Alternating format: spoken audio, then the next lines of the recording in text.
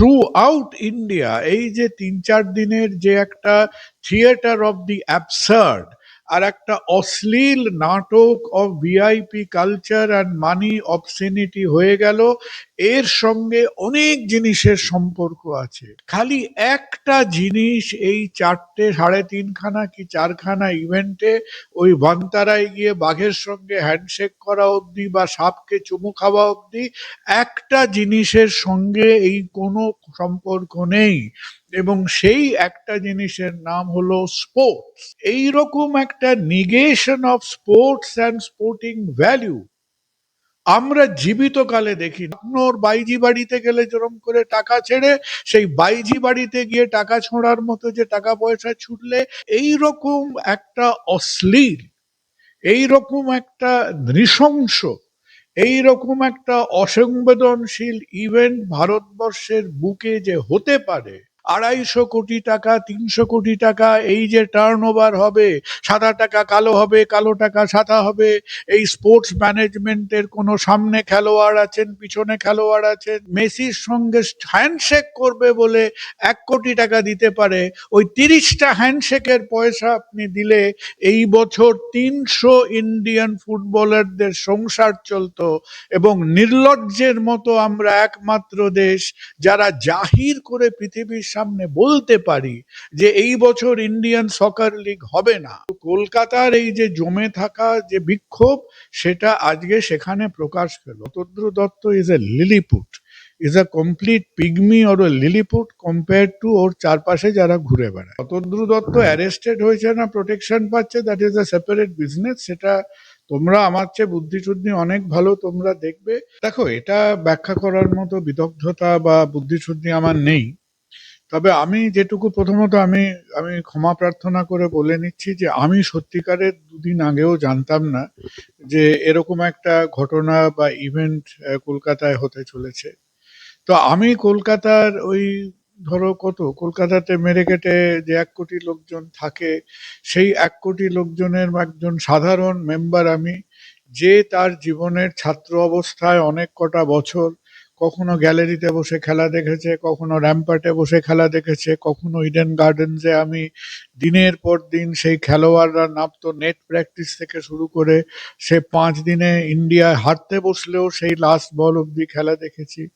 তো আমরা সেই ধরনের লোকজন যারা এর থেকে কার্ড, ওর থেকে কার্ড, কখনো ২০ টাকার টিকিট, কখনো ২৫ টাকার টিকিট, এইসব নিয়ে খেলা দেখেছি। আমার প্রথমত একেবারেই ধারণা ছিল না। এবার আমি কতগুলো ফান্ডামেন্টাল পয়েন্টস, এখন তোমরা যারা এর খুঁটি নাটি পলিটিক্যাল বিশ্লেষণ, ঘটনাগুলো তোমরা দেখেছো, তোমরা জানো। আমি কিছু জানি, অনেকটাই জানি না। প্রথম কথা আমার মনে হয় যে এই যে শুধু কলকাতা নয়, আমি এখানে কলকাতা ব্যাপারটা কি, কলকাতাটা হলো একটা পুঁজ রক্ত ভর্তি ফোঁড়া আমাদের মুখে ফেটেছে। সেই ফোঁড়াটা ফাটতে আমাদের মুখের ওপর পুঁজ রক্ত দুর্গন্ধযুক্ত পাস আমাদের মুখে ছিটকে এসে লেগেছে। সুতরাং আমাদের এই আপাত ভদ্র পরিশীলিত কিছু বোধ, সেটা আমাদের একটা অস্বস্তিতে রাখছে। থ্রু আউট ইন্ডিয়া এই যে ৩-৪ দিনের যে একটা থিয়েটার অফ দি অ্যাবসার্ড আর একটা অশ্লীল নাটক অফ VIP culture and money obscenity হয়ে গেল, এর সঙ্গে অনেক জিনিসের সম্পর্ক আছে।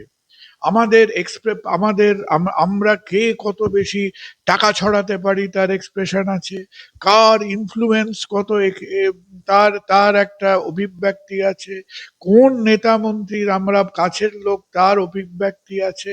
খালি একটা জিনিস এই ৪টে ৩.৫ খানা কি ৪ খানা ইভেন্টে ওই ভান্তারায় গিয়ে বাঘের সঙ্গে হ্যান্ডশেক করা অবধি বা সাপকে চুমু খাওয়া অবধি একটা জিনিসের সঙ্গে এই কোনো সম্পর্ক নেই, এবং সেই একটা জিনিসের নাম হলো স্পোর্টস। স্পোর্টস ঘটনাটার সঙ্গে এই ৯৬ ঘন্টা ধরে ভারতের বুকের ওপর যেরকম কখনো চেঙ্গিস খান লুট করেছেন, কখনো বাংলাদেশের ওপর দিয়ে শাহরুখ খান লুট করেন, এই চেঙ্গিস খান শাহরুখ খানের লুটতরাজের মতো আমাদের এই দুর্ভাগা আর্জেন্টিনিয়ান ছেলেটি, যিনি বিশ্ববিখ্যাত, যিনি ভগবান দত্ত অনেক স্পোর্টিং স্কিলের মালিক, কিন্তু এই ৯৬ ঘন্টা ধরে আমরা স্পোর্টসের, আমরা প্রথম প্রথমের শটা দেখতে পেয়েছি না লাস্টের রেসটা দেখতে পেয়েছি। It has nothing to do with sports. এবং ভারতবর্ষের বিদ্যে বুদ্ধি বিবেকের কাছে যে দেশ এখনো হামাগুড়ি মারছে, যে দেশের বোধহয় আজকে 60% মানুষের কাছে দৈনিক 20,000 টাকা রোজগার নেই, সেই দেশ আজকে স্টেডিয়াম ভর্তি করে করে, কেন আমরা শুধু কলকাতার পিছনে থাকবো? কলকাতায় হয়েছে, মুম্বাই, কলকাতাতে কি হয়েছে? কলকাতা গরিব জায়গা, কলকাতাতে তুমি 1 লাখ টাকা দিয়ে সেলফি হ্যান্ডশেক করেছো, 9 লাখ টাকা দিয়ে করেছো। তুমি কত গরিব তুমি চিন্তা করো, তোমার কি দুরবস্থা চিন্তা করো। দিল্লিতে সেই সেলফি হয়েছে 1 কোটি টাকায়, মুম্বাইতে সেই সেলফি হয়েছে 2 কোটি টাকায়। এবং তারা আমার তোমার মতো একেবারে অর্থকষ্টে জর্জরিত, মানে বুভুক্ষু কিছু মানুষকে কলকাতায় এসে দয়া করে, তোমরা এই যে মন্ত্রীদের গালাগাল করছো, তুমি চিন্তা করো তারা কত সংবেদনশীল। তারা যদি 1 কোটি টাকায় হ্যান্ডশেক করাতো, তুমি পারতে না। তাহলে এই যে ঘটনাটা ঘটে গেল আমাদের ওপর দিয়ে, এই রকম একটা negation of sports and sporting value আমরা জীবিত কালে দেখিনি। আমি চোখে গ্যারি সোবার্সের খেলা দেখেছি, আমি ইংল্যান্ডে গ্যারি লিনেকারের খেলা দেখেছি, আমি ইংল্যান্ডের মাঠে ম্যারাডোনার খেলা দেখেছি, আমরা সবাই দেখেছি, অনেকে দেখেছে। খেলা খেলা খেলা, স্পোর্টস, ফ্যানেরা আসবে, একটা খেলা দেখবে। এই মানুষটাকে তুমি 4 দিন ধরে নিয়ে এলে, এবং এই মানুষটা নিয়ে এসে কি ইন্ডিয়ান জুনিয়র টিম, আমাদের উইমেন্স ফুটবল টিম, এই এই বোধহয় ফার্স্ট টাইম মেয়েরা ক্রিকেটে ওয়ার্ল্ড কাপ জিতলো। এই ক্রিকেটে ওয়ার্ল্ড কাপ জিতলো, ফুটবলে তারা কন্টিনেন্টাল ক্লাবে কোয়ালিফাই করলো। এই যে টাকা পয়সার একটা, সেই সেই যাকে বলে, কি আর বলবো, সেই লখনৌর বাইজি বাড়িতে গেলে যেরকম করে টাকা ছেড়ে, সেই বাইজি বাড়িতে গিয়ে টাকা ছোঁড়ার মতো যে টাকা পয়সা ছুটলে, একটা 10টা ছেলে 10টা মেয়ে একটা ফুটবল টিমকে এনে 15 মিনিট 20 মিনিট মেসি তাদের সঙ্গে, বা আর্জেন্টিনিয়ান গ্রুপ যারা এসেছিল তাদের সঙ্গে একটা ফুটবল নিয়ে কথা বলতো। চক্ষু লজ্জা বশত মুম্বাই না কোথায় সেই লাস্ট মোমেন্টে, আমি জানি না, কিছু হয়তো রাস্তার লোককে ইন্ডিয়ান জার্সি পরিয়ে দাঁড় করিয়ে দিয়েছিল, কোত্থেকে গালিগালাজ খাচ্ছিল, ওই জন্য সুনীল ছেত্রীকে জোগাড় করে আনলো। মানে এই রকম একটা অশ্লীল, এই রকম একটা নৃশংস, এই রকম একটা অসংবেদনশীল ইভেন্ট ভারতবর্ষের বুকে যে হতে পারে, স্টেট এবং সেন্ট্রাল গভর্নমেন্টকে আমি বলবো যে আমরা একেবারে ওই যে বলে না, আমরা কোথায় third largest, fourth largest economy হতে চলছি।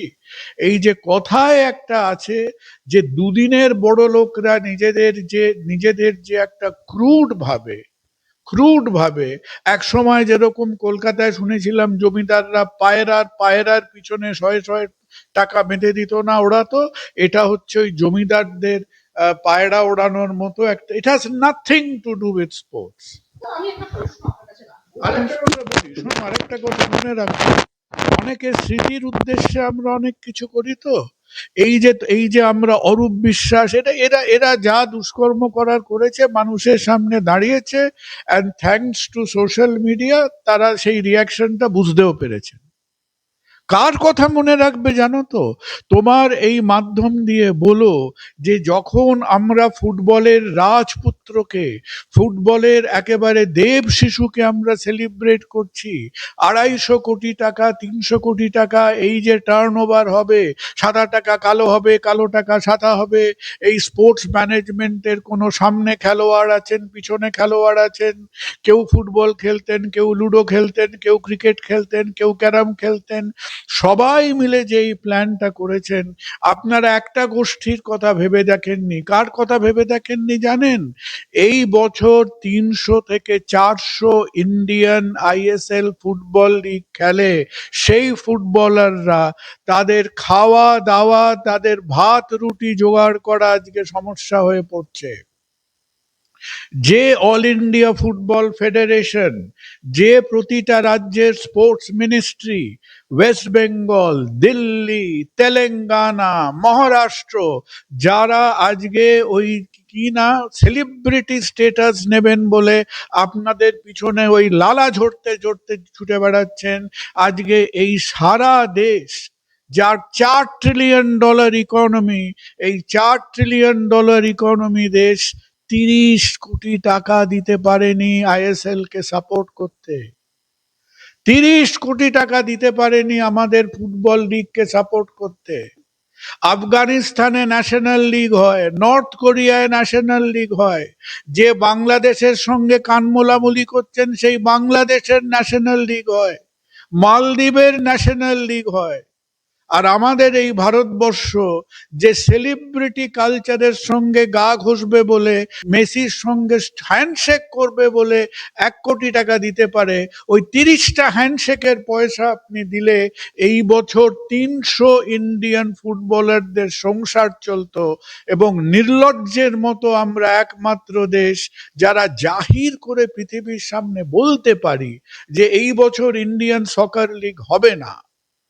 কলকাতার ফুটবল লিগটাকে কোথায় নিয়ে গেছেন? ওই বাংলা বন্ধের দিন যেরকম গলিতে লোকে রবার বল পেটাপেটি করে, ওই স্ট্যান্ডার্ডে নিয়ে গেছেন।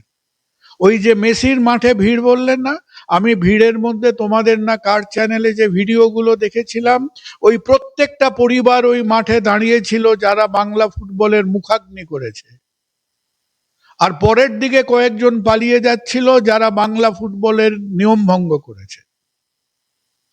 আমি একটা প্রশ্ন আপনার কাছে করবো। একদিকে আমরা দেখলাম যুবভারতী ক্রীড়াঙ্গনে যখন আইএসএল গুলো হয় আর ডার্বি হয়, তখন আমরা দেখেছি যে জল পার্টিকুলারলি জল ক্যারি করা যায় না, বাইরে ডিসপেন্সারি থাকে, সেখান থেকে জল খান মানুষ। আমি বলবো 20 টাকা দেখো, প্রশ্নটা 20 টাকা। তুমি যদি ওই রকম একটা মানে কাণ্ড জ্ঞানহীন, তুমি কিসের ওপর ব্যাংক করেছো? সাধারণ মানুষের মধ্যে একটা উন্মাদনা আছে, আর যাদের পয়সা ঝরাবার ক্ষমতা আছে, তিনি চিত্রতারকা হন, সাংবাদিক হন, যাই হন, সবাই একটা ওই কোভিডের ইনফেকশন হওয়ার মতো একটা ভাইরাল তাদের মধ্যে লোভ লালসা আছে যে আমি সেলিব্রিটির পাশে গিয়ে দাঁড়াবো। সাধারণ মানুষের মধ্যে যে এই উন্মাদনার কোনো এক্সপ্লেনেশন নেই। একটা ফুটবলার ফুটবল খেলবে না, একটা ফুটবলার ফুটবল নিয়ে কথা বলবে না, একটা ফুটবলার একটা দেশের ফুটবল চর্চার মধ্যেই ঢুকবে না, খালি এসে ছবি তুলবে, হ্যান্ডশেক করবে, গা ঘষাঘষি করবে, এই মোটামুটি মাও সেতুং এর মতো দেখতে একটা মূর্তির উন্মোচন করবে। এই রকম ছেলে খেলা ইউ আর প্লেইং অন একটা মব ফ্রেন্সি। যে মব ফ্রেন্সির বশবর্তী হয়ে কেউ 20,000 টাকার টিকিট কেটেছে, সেই মব ফ্রেন্সির জন্যই সে চেয়ারটা ছুঁড়ে ওখানে গিয়ে কত হাজার চেয়ার ছুঁড়ে ফেলে জমিতে ফেলেছে। তার মধ্যে তো আশ্চর্য কিছু নেই, কারণ তুমি তো মানুষের চিন্তা ভাবনা বা রেশনাল থটের কাছে অ্যাপ্লাই করোনি। তুমি তো মানুষের মধ্যে একটা চূড়ান্ত টক্সিক হুল্লোড়বাজ মনোভাবের প্রতি অ্যাপ্লাই করেছো। যখন সেই পজিটিভ হুল্লোড়বাজ তোমায় 20,000 টাকা দিয়ে দিয়েছে, আর যখন তুমি তাকে মেসিকে না দেখিয়ে একে তাকে দেখালে, তখন সে চূড়ান্ত রাগ করে চেয়ারগুলো ছুঁড়ে ফেলেছে।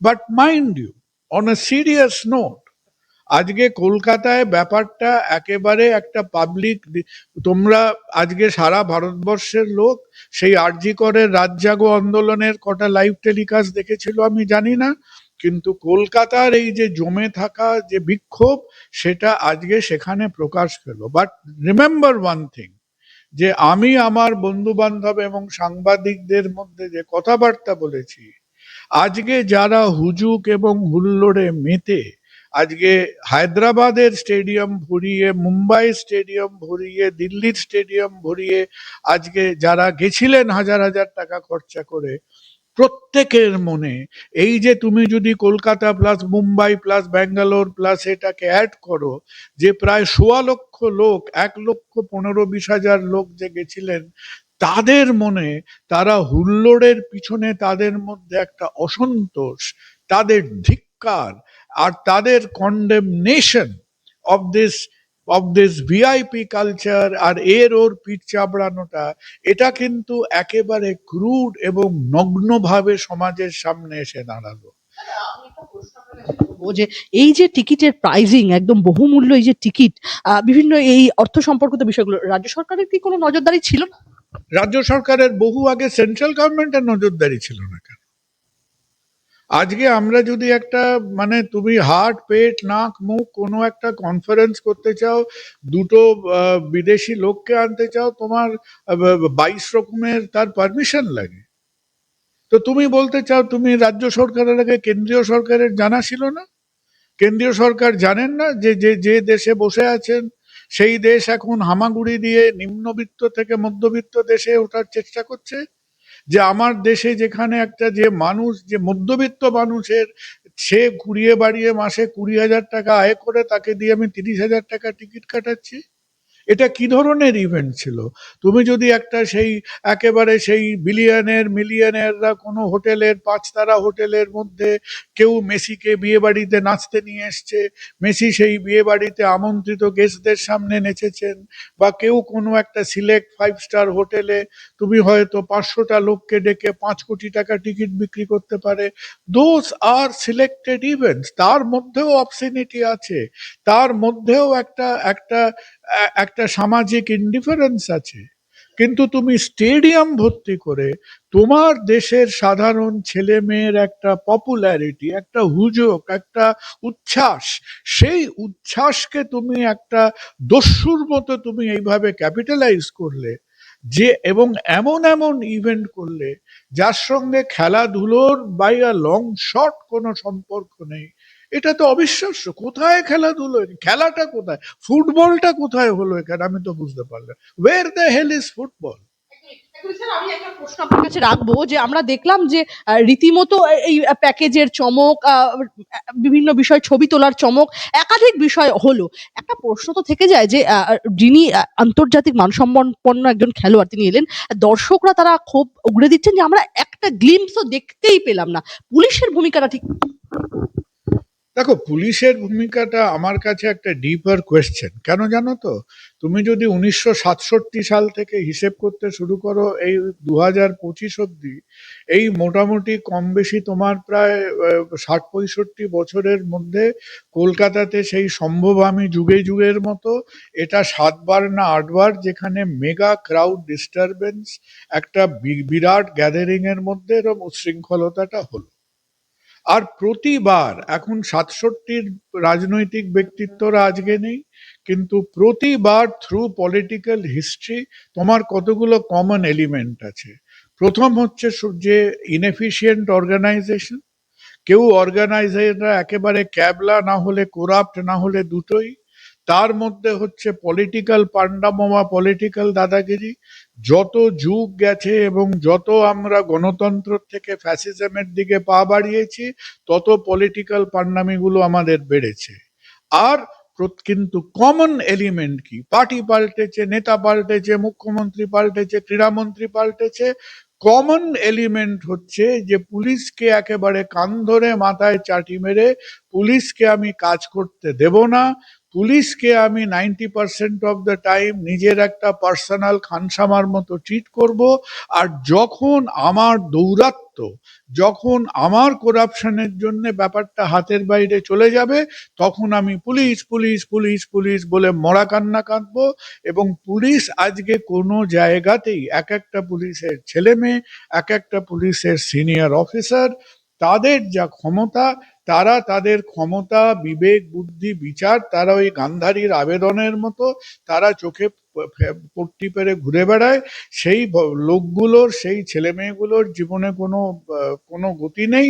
তাদের ওই প্রভুর দয়ার মধ্যে তাদের বেঁচে থাকতে হয়, তাদের পোস্টিং হয়, উন্নতি হয়, অবনতি হয়। সেটা তারা জানবেন। এখন শোনো, কথাটা হচ্ছে আমার এবং তোমার যদি পুলিশের রোল নিয়ে একটা আক্ষেপ থাকে এবং বিভিন্ন বিরোধী দল, ধরো আজকে এটা হয়েছে বলে আজকে সাধারণ মানুষ, আজকে আমরা বলছি, অপোজিশন পার্টিরা বলছেন, প্রত্যেকটা অপোজিশন পার্টিকে বলি, সেটা আজকে তৃণমূল সরকারে আছে, বিজেপি বলছে, সিপিএম বলছে, কংগ্রেস বলছে। তুমি কি জানো কোনোদিন সিপিএম, বিজেপি, কংগ্রেস কোথাও উঠে দাঁড়িয়ে বলেছে যে আমরা নেক্সট পার্লামেন্ট পার্লামেন্টে পুলিশ রিফর্ম বিলটা পাস করতে চাই, যে পুলিশ রিফর্ম বিল পাস করলে পুলিশ অ্যাকচুয়ালি নিরপেক্ষভাবে বেশ খানিকটা কাজ করতে পারবে, আমি তুমি সেটা হতে দেব না, আমাদের বিরোধীরা হতে দেবে না। কেন হতে দেবে না? কারণ আজকে তো এ টপকালে বি তারপরে দলে আসবে, এবং সেও সেখানে আজকে হয়তো তৃণমূল পুলিশকে কান ধরে ব্যবহার করছে, তারপরের দিন বিজেপি এসে নাক ধরে ব্যবহার করবে। এটা এটা হচ্ছে রেপিটেশন অফ হিস্ট্রি। এই যে অর্গানাইজেশন রীতিমতো কলকাতায় একটা ম্যাসাকার হলো, শতদ্রু দত্তের অর্গানাইজেশনই আমরা দেখলাম হায়দ্রাবাদ, দিল্লি, মুম্বাই যেটা করে দেখাতে পারলো, কলকাতার চিত্রটা সম্পূর্ণ ভিন্ন হলো। শতদ্রু দত্ত কি একাই, নাকি এর পেছনে আরো অন্য কেউ রয়েছেন যারা এই তুমুল প্রোগ্রাম? আমার আমার মানে কৌতূহল ব্যাপারটা খুব কম। যখন চোখের সামনে একটা উগ্র অনাচার দেখি, তোমরাও যেরকম আপসেট হও, আমি অত আপসেট হই। যেটুকু অনেক দিন আগে শতদ্রু দত্তের সম্বন্ধে কোনো একটা সোশ্যাল ফাংশন বা কোথাও শুনেছিলাম, এবং তার চারিপাশে যারা ঘুরে বেড়ায় তাদেরও কিছু কিছু লোকের সঙ্গে কথাবার্তা হয়েছিল, কিন্তু তুমি মার্জনা করো যে Shatadru Dutta is a Lilliput, is a complete pygmy or a Lilliput compare to ওর চারপাশে যারা ঘুরে বেড়ায়। তাদের মধ্যে তাদের মধ্যে কেউ কেউ খেলেছে, আর কারো খেলার ইচ্ছে আছে, খেলতে পারে না। কেউ কোনো টিমে ছিলেন, কেউ কোনো টিমের মালিক, এবং তারা নানানভাবে ছলে বলে কৌশলে আজকে তারা বেশ জমিয়ে ওই হস্তিনাপুর না কোথায় যেরকম শকুনির পাশা খেলা হয়েছিল, তারা আমাদের ছোট ছোট ছেলে মেয়েগুলোর রক্ত জল করা পয়সাটাকে বাজি রেখে তারা এই রক্তে ভেজা পাশা খেলাটা খেললেন। এবং একমাত্র একমাত্র যাকে বললাম যে আমাদের বাঙালির তো দুর্ভাগ্যের মেঘ কাটছে না, একটাই দুর্ভাগ্য হলো যে জিনিসটা হলো সেই দিন কোনো প্রাণহানি হয়। আমাদের কবে ৮০ সালে আমরা যখন ১৫টা না ১৬টা ফুটবল প্রেমী ওই ইস্টবেঙ্গল মোহনবাগান ডার্বিতে বিদেশ বোসনাকে ট্যাকলিং করলো আর ১৬টা লোক মারা গেল, আমাদের আধিক্যতা অ্যাক্সেস, আমরা তার কোনো ইনভেস্টিগেশন করলাম কি করলাম না, আমরা কি করলাম, সেটাকে ফুটবল প্রেমী দিবস করে দিলাম। ওই রকম ফুটবল প্রেম যদি দেখতে হয় যে প্রেম হলেই ১৬টা করে লোক মারা যাবে, সে বড় মারাত্মক ব্যাপার। তো আমার মনে হয় না শতদ্রু, এটাকে এটাকে আমাদের টেকনিক্যাল ভাষায় বলে স্মোক স্ক্রিন। এখন শতদ্রু দত্ত অ্যারেস্টেড হয়েছে না প্রোটেকশন পাচ্ছে, that is a separate business, সেটা তোমরা আমার চেয়ে বুদ্ধিশুদ্ধি অনেক ভালো, তোমরা দেখবে। বাট দেখো, এর মধ্যে জিনিসটাকে ঘেটে ঘুটে তার সমস্ত নারী নক্ষত্র বার করাটা, একটা দেশ, একটা সমাজ, একটা সোসাইটির তার রুচি, তার শিক্ষা, তার সংস্কৃতি, তার তার স্পোর্টিং কালচারের অসীম লজ্জা হওয়া উচিত যে সাধারণ মানুষকে ইনভলভ করে এই রকম একটা নিরর্থক একটা ইভেন্ট করা। কলকাতা যদি সাকসেসফুল হতো, ঘোড়ার ডিম কি প্রমাণ করতো? ১৬২টা দেশ ফুটবল খেলে, তার মধ্যে আমরা ১৪২ নম্বর। আমার দেশের প্রফেশনাল ফুটবলাররা আজকে আজকে তারা অর্ধভুক্ত হয়ে তারা আজকে স্টারভেশনের মধ্যে যাচ্ছে, কারণ ৩০ কোটি টাকা দিয়ে আমরা ফুটবল লিগ করতে পারছি না, যেখানে ২৫০ কোটি টাকা দিয়ে আজকে ১ কোটি টাকা দিয়ে আমরা হ্যান্ডশেক করছি, লক্ষ টাকা দিয়ে আমরা সেলফি তুলছি। একটা দেশের বিবেকের ব্যর্থতা এর থেকে বড় জায়গায় পৌঁছতে পারে না।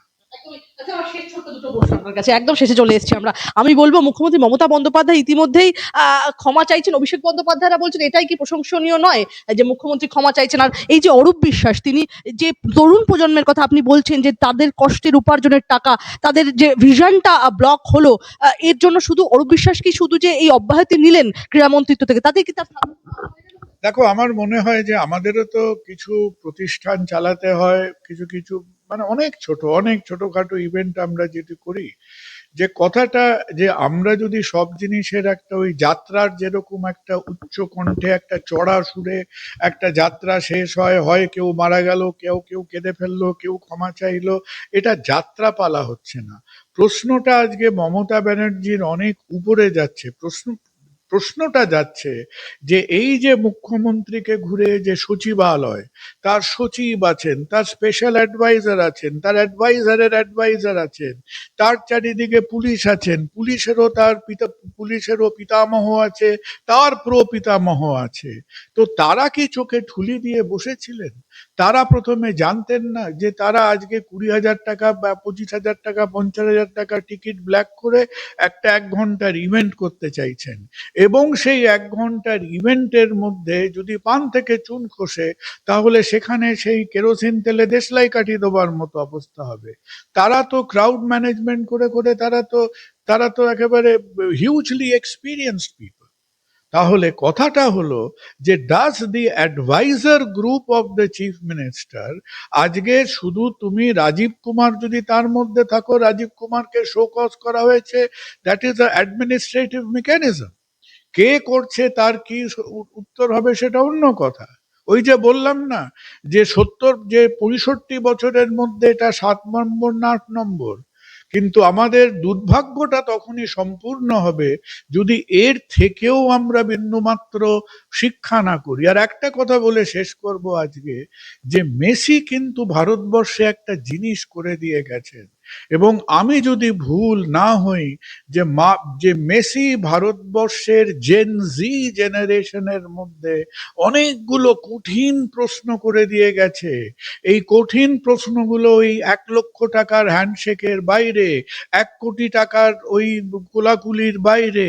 এবং জেন জি আজকে কলকাতায় যে দেশের 4-5টা শহরের মধ্যে আজকের আমাদের এই ডেমোক্রেটাইজ সোশ্যাল মিডিয়ার ইয়াং জেনারেশন, তারা চোখের সামনে যে একটা নগ্ন exhibition of wealth and VIP culture দেখেছেন, আপনারা যারা ব্যুরোক্রেসি এবং পলিটিক্যালি যারা সমাজকে কন্ট্রোল করার চেষ্টা করছেন, তারা সাবধান হন। কারণ এই যে ইভেন্টগুলো আপনারা করছেন, এই ইভেন্টে যেটা হচ্ছে, দ্য এক্সপ্লোসিভ বারুদটা একত্রে করা হচ্ছে। আজকের ছেলেমেয়েরা ভয় পায় না। আজকের ছেলে মেয়েদের যে আপনারা খেপিয়ে গেলেন, কলকাতায় যদি খেপানোর ইন্ডেক্সটা 10-এর মধ্যে 11 হয়, প্রত্যেকটা জায়গা, Kolkata, Delhi, Mumbai, Hyderabad, every audience present, তারা ধিক্কার জানিয়েছেন এরকম এক্সিবিশন অফ ভিআইপি কালচারকে। আমার মনে হয় মেসি তার অজান্তে ভারতবর্ষের জেনজিকে সেন্সিটাইজ করে গেলেন। পলিটিক্যাল শ্রেণী সাবধান হন।